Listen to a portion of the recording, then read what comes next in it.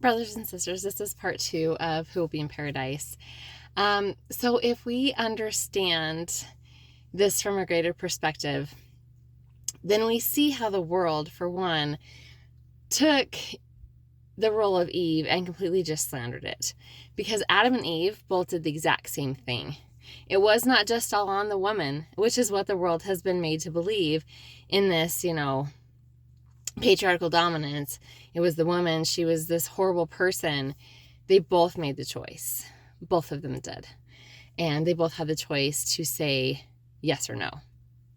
So if we see that that is the purpose of this world, is to learn to be able to be naked and not be ashamed, right? You're transparent in all things. So you're accountable.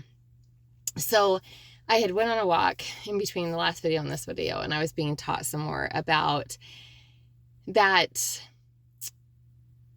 being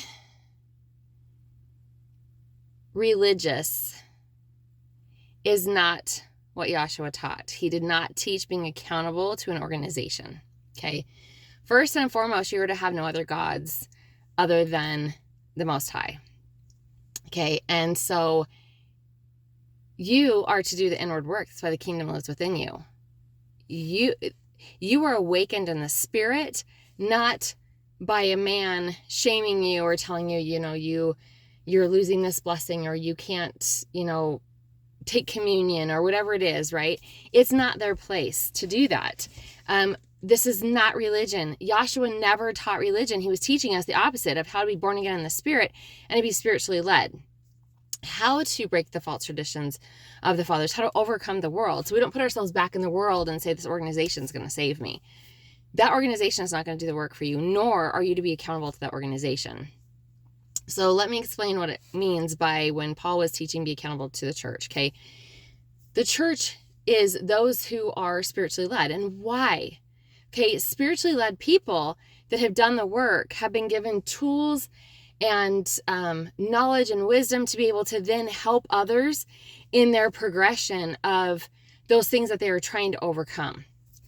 Okay, so their testing has become their testimony because they've been walked through it personally, step by step, from Yahshua doing so. Like it's that personal journey that they've taken in the spiritual.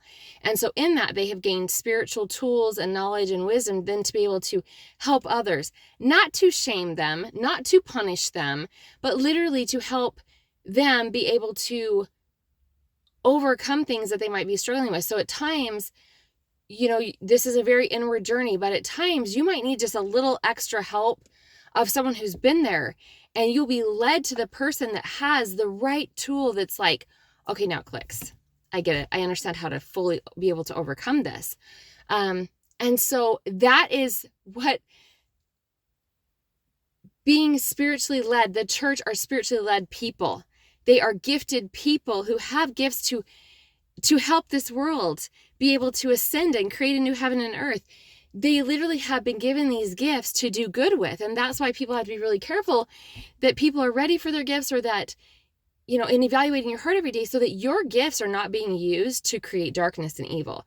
Your gifts are being used to create good. They're being used to create the kingdom and help the kingdom be able to be ready for the new heaven and earth to be fully ushered in. Okay, so our spiritual gifts are literally given to help people through this process. It has nothing to do with a man-made organization or a building that you go to on a man-given day of the Sabbath. Okay, that's not what it is about. So Yahshua was literally teaching spirituality and how to become accountable, and the world has taught a backwards way of accountability. And you can be accountable here but have all these secrets here, or I'm going to take accountability for this, but I'm taking all these people with me. That's not what this is about. This is truly overcoming the world for you and your posterity, which is exactly what Yahshua did. So may we see the difference of accountability the world has taught and what accountability truly is, and what the church truly is and what the church truly is not. And may we see that both Adam and Eve, male and female, came here to experience the exact same thing of learning and growing, so that then once again you can stand naked and transparent, before father and mother. You're standing naked before them. And so that's how you can achieve, the highest level of being in the flesh, is that those things in the flesh have died. Your life reviews, you no longer have to go through life review after life review after life review, because you have overcome those things. And there's always going to be new growth. As long as we're here, we are learning and we are growing, but our eyes are open and we see. And both male and female came here to experience the exact same thing. It was not, oh, Eve partook of this apple, and if it wasn't for her. That's how we eternally progress, and that's what had to happen. Okay, yes, the serpent beguiled her, and she encouraged Adam, hey, partake of this tree of life, which, people not the tree of life, the tree of good and evil. You have to be ready to partake of that, because ultimately it does lead you to the tree of life. And, but both male and female can experience that. That is the growth that is to be had here. But that comes from eventually saying, okay, I'm going to be under the shelter of that salvation, the wing. I'm under Christ's wings and of the salvation. But at some point, am I going to step into the redemption? And the redemption requires us to be awakened and now do the work. So salvation was free. We were under that shield.